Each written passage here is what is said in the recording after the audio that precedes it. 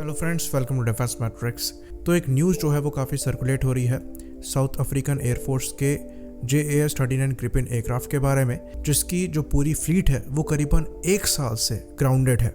तो south African air force द्वारा करीबन 26 ग्रिपेन C और D यूज़ किए जाते हैं, जो कि एक्चुअली पुराने ग्रिपेन एयरक्राफ्ट हैं और RM-12 इंजन को यूज़ करते हैं, जो कि GE-404 का एक वेरिएंट है, जो इंजन हमारे LCA-30 एयरक्राफ्ट में भी लगा है।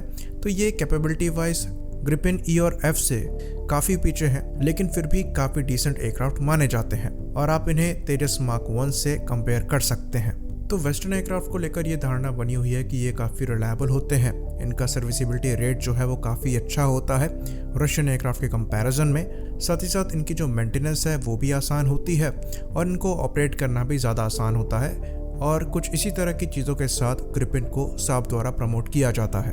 ऑल्दो ये बात हम ज़रूर कहेंगे कि अपनी कैटेगरी में ग्रिपेन जो है वो काफ़ी डिसेंट फाइटर एयरक्राफ्ट है, लेकिन ये जो रिकॉर्ड है जिसमें ऑलमोस्ट 1 साल से ये एयरक्राफ्ट ग्राउंडेड है, ये इस प्लेटफॉर्म के लिए बिल्कुल भी अच्छा नहीं है और इसके लिए काफ़ी क्रिटिसाइज भी इस एयरक्राफ्ट को किया जा रहा है, क्योंकि जो साउथ अफ्रीकन एयरफोर्स है वो इसी एयरक्राफ्ट पर डिपेंड करती है। आप कह सकते हैं कि जो ग्रिपेन है ये साउथ अफ्रीकन एयरफोर्स की बैकबोन है, और क्योंकि ये ग्राउंडेड है तो इनकी बैकबोन जो है वो टूटी हुई है और जो साउथ अफ्रीकन एयरफोर्स है वो अपनी कैपेबिलिटी से आधी से कम पर है 1 साल से। तो क्वेश्चन ये उठता है कि क्या ये जो प्लेटफॉर्म है ये इतने खराब हैं कि इन पर रिलाय नहीं किया जा सकता, और जिस तरह का प्रमोशन साब द्वारा किया जाता है ग्रिपेन को लेकर, क्या वो सब गलत है? तो उसका जवाब जो है वो ये होगा कि चीज़ें यहाँ पर इतनी आसान नहीं है।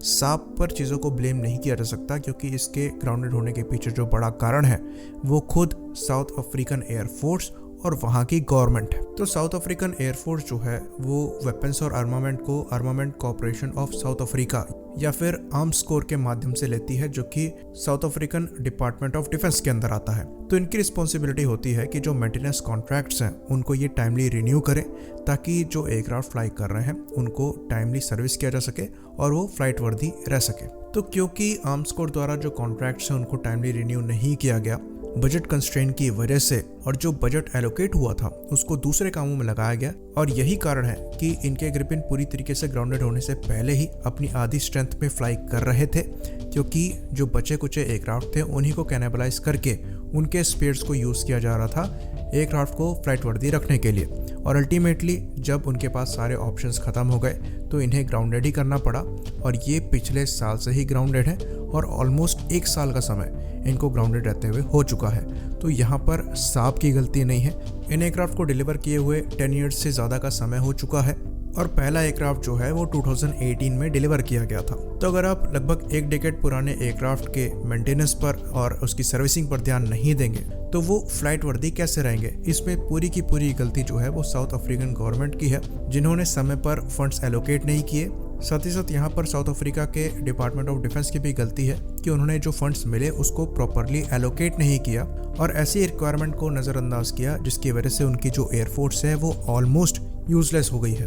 तो यहाँ पर साब को और प्लेटफॉर्म को क्रिटिसाइज करना गलत होगा। लेकिन यहाँ पर एक और चीज़ हमें पता लगती है कि प्लेटफॉर्म का इंडिजिनस होना या फिर कंप्लीट टेक्नोलॉजी ट्रांसफर होना कितना ज़्यादा ज़रूरी है। भले ही हम यहाँ पर ये कहें कि साब की कोई गलती नहीं है, फंड्स समय पर रिलीज नहीं किए गए, पर जो मेंटेनेंस है वो डेफिनेटली साउथ अफ्रीकन एयरफोर्स को महंगी पड़ रही थी, क्योंकि वो कॉन्ट्रैक्ट बेसिस पर चल रही थी। और क्योंकि बाहर की कंपनी से आपका कॉन्ट्रैक्ट था तो वो जितना यहाँ से मिल्क कर सकते थे उन्होंने उतना ही आपकी मजबूरी का फ़ायदा उठाया। अगर आपकी खुद की कंपनी होती तो शायद ये आपके लिए ज़्यादा चीप पड़ता और मेंटेनेंस को सस्टेन करना इतना मुश्किल आपके लिए ना होता। इसीलिए आत्मनिर्भरता बहुत ज़्यादा ज़रूरी है, क्योंकि ये अल्टीमेटली आपके खुद को डिफेंड करने की कैपेबिलिटी को अफेक्ट करती है। तो ऐसी मिलती जुलती परेशानियां हम पास्ट में बहुत फेस कर चुके हैं, पर इस स्केल में हमने आज तक परेशानियां फेस नहीं करी और शायद अब हमें करनी भी ना पड़े, क्योंकि हमारे जो मैक्सिमम प्रोजेक्ट्स हैं वो या तो इंडिजिनस होंगे या तो मेक इन इंडिया रूट के थ्रू होंगे। पर यहाँ पर एक बड़ा डिफरेंस भी है। साउथ अफ्रीकन एयरफोर्स की जो रिक्वायरमेंट है वो काफ़ी ज़्यादा लिमिटेड है। 26 एयरक्राफ्ट के लिए कोई ट्रांसफर ऑफ टेक्नोलॉजी नहीं देगा और खाली 26 एयरक्राफ्ट के लिए R&D का खर्चा उठाना भी समझदारी बिल्कुल नहीं है। बाकी बात रही ग्रिपिन एयरक्राफ्ट की, तो ये काफ़ी कैपेबल प्लेटफॉर्म है और जो इसका ऑपरेटिंग कॉस्ट है वो भी काफ़ी कम है। हम ये नहीं कहेंगे कि जो क्लेम किया जाता है वही एग्जैक्ट है, फिर भी काफ़ी कम है। और अगर आप इनके बाकी कस्टमर्स को देखेंगे तो वो सेटिस्फाइड लगते हैं इस प्लेटफॉर्म की परफॉर्मेंस से।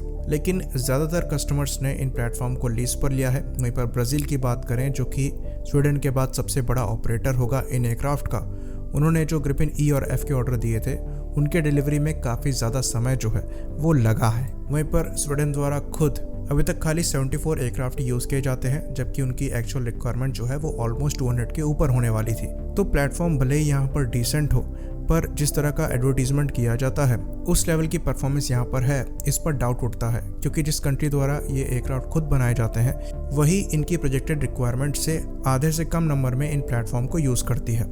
तो डेफिनेटली यहाँ पर हर चीज़ वैसी नहीं है जैसा कि एडवर्टाइज किया जाता है। आई होप इन्फॉर्मेशन यहाँ पर क्लियर हो। इसी बात पर हम इस वीडियो को ख़त्म करेंगे। लाइक करिए, सब्सक्राइब करिए। जय हिंद।